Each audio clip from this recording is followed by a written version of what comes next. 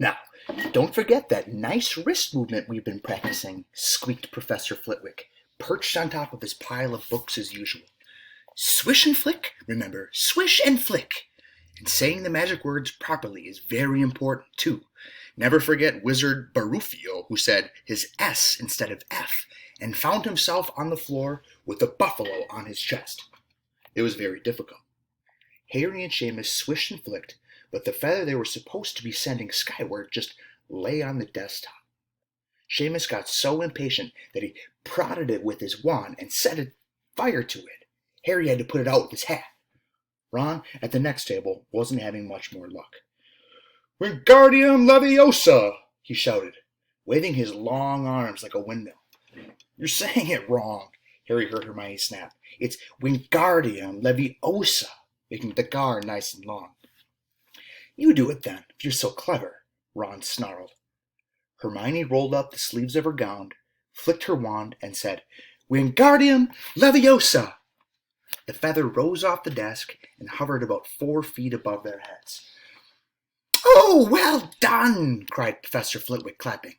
"Everyone see here? Miss Granger's done it!" Ron was in a very bad mood by the end of the class. "It's no wonder no one could stand her," he said to Harry as they pushed their way into the crowded corridor. "She's a nightmare, honestly." Someone knocked into Harry as they hurried past him. It was Hermione. Harry caught a glimpse of her face and was startled to see that she was in tears. "I think she heard you." "So?" said Ron, but he looked a bit uncomfortable. "She must have noticed she's got no friends." Hermione didn't turn up for the next class and wasn't seen all afternoon. On their way down to the Great Hall for the Halloween feast, Harry and Ron overheard Pavati Patil telling her friend Lavender that Hermione was crying in the girls' bathroom and wanted to be left alone.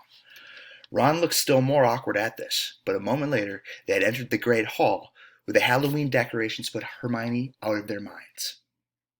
1,000 live bats fluttered from the walls and ceiling, while 1,000 more swooped over the tables in low black clouds, making the candles and the pumpkins stutter. The feast appeared suddenly on golden plates, as it had at the start of term banquet. Harry was just helping himself to the baked potato when Professor Quirrell came sprinting into the hall, his turban askew and terror on his face. Everyone stared as he reached Professor Dumbledore's chair, slumped against the table, and gasped, "Troll! In the dungeons! Thought you ought to know!" Then he sank to the floor in a dead faint. There was an uproar. It took several purple firecrackers exploding from the end of Professor Dumbledore's wand to bring silence. "Prefects!" he rumbled. "Lead your houses back to the dormitory immediately!" Percy was in his element. "Follow me! Stick together, first years! No need to fear the troll if you follow my orders. Stay close behind me now. Make way, first years coming through. Excuse me, I'm a prefect." "How could a troll get in?" Harry asked as they climbed the stairs. "Don't ask me. They're supposed to be really stupid," said Ron. "Maybe Peeves let it in for a Halloween joke." They passed different groups of people hurrying in different directions. As they jostled their way through a crowd of confused Hufflepuffs, Harry suddenly grabbed Ron's arm. "I've just thought, Hermione." "What about her?" "She doesn't know about the troll." Ron bit his lip. "Oh, all right," he snapped, "but Percy better not see us." Ducking down, they joined the Hufflepuffs going the other way, slipped down a deserted side corridor, and hurried off toward the girls' bathroom. They had just turned the corner when they heard quick footsteps behind them. "Percy!" hissed Ron, pulling Harry behind a large stone griffin. Peering around it, however, they saw not Percy, but Snape. He crossed the corridor and disappeared from view. "What's he doing?" Harry whispered.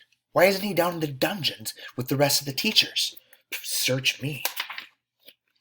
Quietly as possible, they crept along the next corridor after Snape's fading footsteps. "He's heading out of the 3rd floor," Harry said, but Ron held up his hand. "Can you smell something?" Harry sniffed, and a foul stench reached his nostrils, a mixture of old socks and the kind of public toilet no one seems to clean. And then they heard it, a low grunting and the shuffling footfalls of gigantic feet. Ron pointed. At the end of a passage to the left, something huge was moving toward them. They shrank into the shadows and watched as it emerged into a patch of moonlight. Just checking the time real quick. Apologize for the delay. It was a horrible sight. 12 feet tall, its skin was a dull granite gray, its great lumpy body like a boulder, with its small bald head perched on top like a coconut. It had short legs, thick as tree trunks, with flat, horny feet. The smell coming from it was incredible. It was holding a huge wooden club, which dragged along the floor because its arms were so long. The troll stopped next to a doorway and peered inside. It wiggled its long ears, making up its tiny mind, then slouched slowly into the room. "The key's in the lock," Harry muttered. "We could lock it in." "Good idea," said Ron nervously. They edged towards the open door, mouths dry, praying the troll wasn't about to come out of it. With one great leap, Harry managed to grab the key, slam the door, and lock it. Yes! Flushed with their victory, they started to run back up the passage, but as they reached the corner, they heard something that made their hearts stop. A high, petrified scream, and it was coming from the chamber they just chained up. "Oh no," said Ron, pale as the Bloody Baron. "It's the girls' bathroom," Harry gasped. "Hermione," they said together. It was the last thing they wanted to do, but what choice did they have? Wheeling around, they sprinted back to the door and turned the key, fumbling in their panic. Harry pulled the door open and they ran inside. Hermione Granger was shrinking against the wall opposite, looking as if she was about to faint. The troll was advancing on her, knocking the sinks off the wall as it went. "Confuse it!" Harry said desperately to Ron, and, seizing a tap, he threw it hard as he could against the wall. The troll stopped a few feet from Hermione. It lumbered around, blinking stupidly to see what had made the noise. Its mean little eyes saw Harry. It hesitated, then made for him instead, lifting its club as it went. "Oi, pea-brain!" yelled Ron from the other side of the chamber, and he threw a metal pipe at it. The troll didn't even seem to notice the pipe hitting its shoulder, but it heard the yell and paused again, turning its ugly snout toward Ron instead, giving Harry time to run around it. "Come on, run! Run!" Harry yelled at Hermione, trying to pull her toward the door, but she couldn't move. She was still flat against the wall, her mouth open with terror. The shouting and the echoes seemed to be driving the troll berserk. It roared again and started toward Ron, who was nearest and had no way to escape. Excuse me. Harry then did something that was both very brave and very stupid. He took a great running jump and managed to fasten his arms around the troll's neck from behind. The troll couldn't feel Harry hanging there, but even a troll will notice if you stick a long bit of wood up its nose, and Harry's wand had still been in his hand when he jumped. It had gone straight up one of the troll's nostrils. Howling with pain, the troll twisted and flailed its club, with Harry clinging on for dear life. Any second, the troll was going to rip him off or catch him with a terrible blow with the club. Hermione had sunk to the floor in fright. Ron pulled out his own wand, not knowing what he was going to do. Not knowing what he was going to do, he heard himself cry the first spell that came into his head. "Wingardium Leviosa!" The club flew suddenly out of the troll's hand, rose high up into the air, turned slowly over and dropped with a sickening crack onto its owner's head. The troll swayed on the spot and then fell flat on his face, with a thud that made the whole room tremble. Harry got to his feet. He was shaking and out of breath. Ron was standing there with his wand still raised, staring at what he had done. It was Hermione who spoke first. "Is it dead?" "I don't think so," said Harry. "I think it's just been knocked out." He bent down and pulled his wand out of the troll's nose.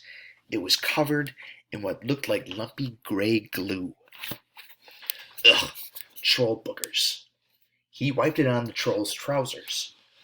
A sudden slamming and loud footsteps made the three of them look up. They hadn't realized what a racket they had been making, but of course, someone downstairs must have heard the crashes of the troll's roars. A moment later, Professor McGonagall had come bursting into the room, closely followed by Snape, with Quirrell bringing up the rear. Quirrell took one look at the troll, let out a faint whimper, and sat quickly down on a toilet, clutching his heart. Snape bent over the troll. Professor McGonagall was looking at Ron and Harry. Harry had never seen her look so angry. Her lips were white.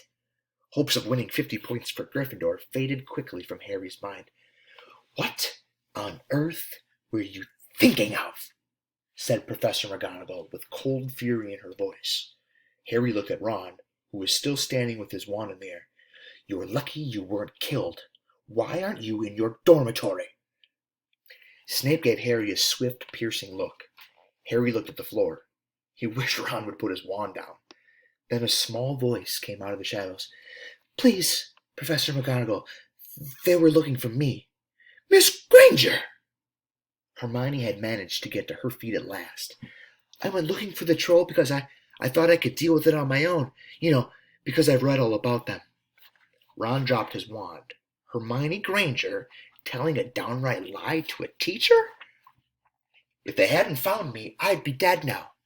Harry stuck his wand up its nose, and Ron knocked it out with its own club. Then it didn't have time to come to fetch anyone. It was about to finish me off when they arrived. Harry and Ron tried to look as though the story wasn't new to them. "Well, in that case," said Professor McGonagall, staring at the three of them, "Miss Granger, you foolish girl! How could you think of tackling a mountain troll on your own?" Hermione hung her head. Harry was speechless. Hermione was the last person to do anything against the rules, and here she was, pretending she had to get them out of trouble. It was as if Snape had started handing out sweets. "Miss Granger, 5 points will be taken from Gryffindor for this," said Professor McGonagall. "I'm very disappointed in you. If you're not hurt at all, you better get off to Gryffindor Tower. Students are finishing their feast in their houses." Hermione left. Professor McGonagall turned to Harry and Ron. "Well, I still say you were lucky, but not many first years could have taken on a full-grown mountain troll. You each win Gryffindor 5 points. Professor Dumbledore will be informed of this. You may go." They hurried out of the chamber and didn't speak at all until they had climbed 2 floors up. It was a relief to be away from the smell of the troll, quite apart from anything else. "We should have gotten more than 10 points, Ron grumbled. 5, you mean, once she's taken off Hermione's." "Good of her to get us out of trouble like that," Ron admitted. "Mind you, we did save her." "She might not have needed saving if we hadn't locked the thing in with her," Harry reminded him. They had reached the portrait of the fat lady. "Peg Snout," they said, and entered. The common room was packed and noisy. Everyone was eating the food that had been sent up. Hermione, however, stood alone by the door, waiting for them. There was a very embarrassed pause. Then, none of them looking at each other, they all said, "Thanks," and hurried off to get plates. But from that moment on, Hermione Granger became their friend. There are some things you can't share without ending up liking each other, and knocking out a 12-foot mountain troll is one of them.